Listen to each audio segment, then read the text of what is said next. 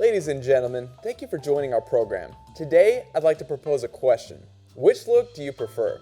This or this? We discussed lighting placement and explored the foundational lighting circle for filmmakers and content creators. But today, I want to talk to you about the next chapter of our cinematic lighting journey, and that's quality of light.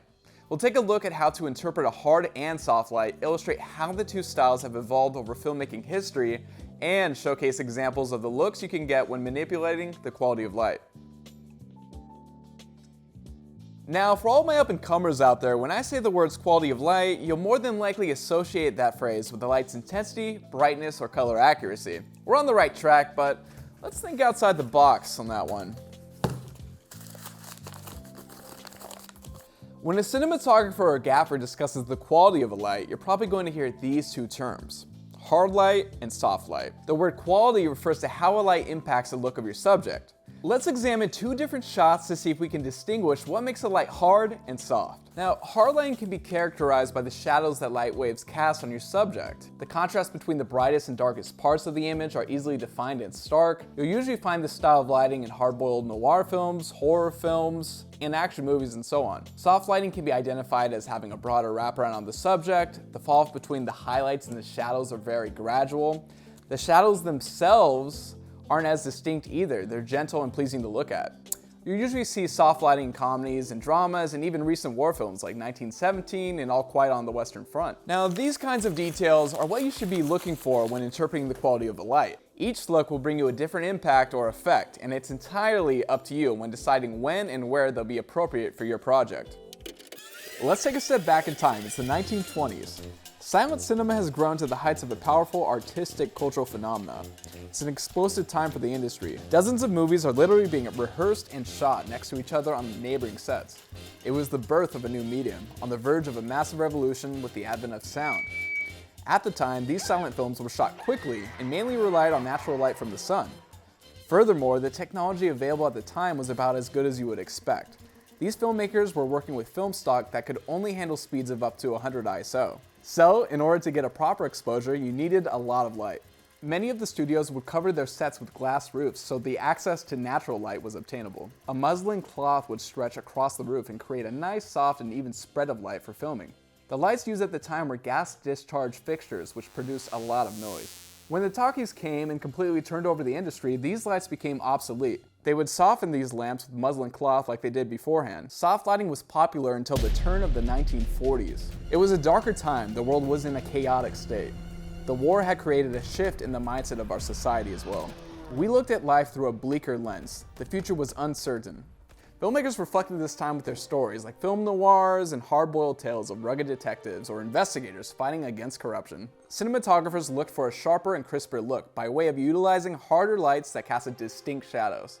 It wasn't until the late 1950s when we started to see a resurgence for soft lighting, when the French New Wave took the world by storm. These filmmakers worked with small budgets and limited schedules. They had to work efficiently, so any robust tools that Western films used at the time wouldn't make the cut. Instead, they relied on available resources.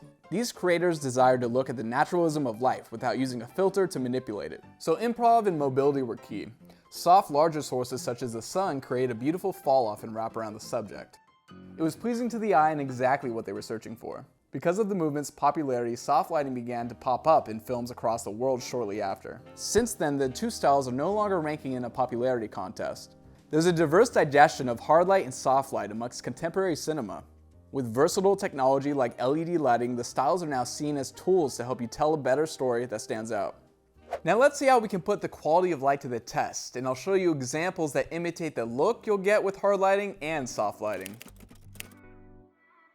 We're back in our black room. Today we're going to show the purest representation of a light's quality and how it affects our subject, starting with two shots, and I want to see if you can tell the difference. I'm here with my model Paola. We're talking about the inverse square law. This is a tool used by cinematographers and gaffers, and it's an equation. And before you get all scared because there's a lot of math involved, I'll tell you, I don't use this all the time, but it's really important to understand the fundamentals behind it. The equation is as follows. Light intensity equals 1 over distance squared. And the most simple way to understand that is the closer and larger your source is, the softer the light will be. So if I bring this key light closer, we should see a more even wrap around Paula's face when it comes to the light. The further away I bring the light and the smaller the source, the more harsh the light will be. Now we're bare bulb. I have the key light at about a 45-degree angle, hitting Paula and casting a little bit of a Rembrandt shadow on the side of her face. It's a harsh light with the bare bulb, but I want to see how we can accentuate even more with the Fresnel 2X. Look at this dramatic difference over here. We have this intense key on the right side of her face, and we have a dramatic Rembrandt shadow on the left side. And it's even more contrasted now that we've changed the relative size of the light source with the Fresnel 2X over there. With a projection modifier like the Fresnel 2X, we're optimizing the beam and intensifying the light that's going through it. So we're hitting Paula with a very intense light, as well as myself. I'd like to change up the contrast as well as the harshness of the light by first changing the distance of the light. We're still not quite getting that soft light that I'm going for, so I want to replace this Fresnel 2X with something bigger and softer like the Light Dome SE. I mean, look at that transformation. When we add a large, soft light source like the Light Dome SE, not only are we changing the size of the source relative to our subject, but we're also diffusing the light. We still have one issue though. The exposure is too low right now in Paula, so we're going to bring that up with Sidus Link.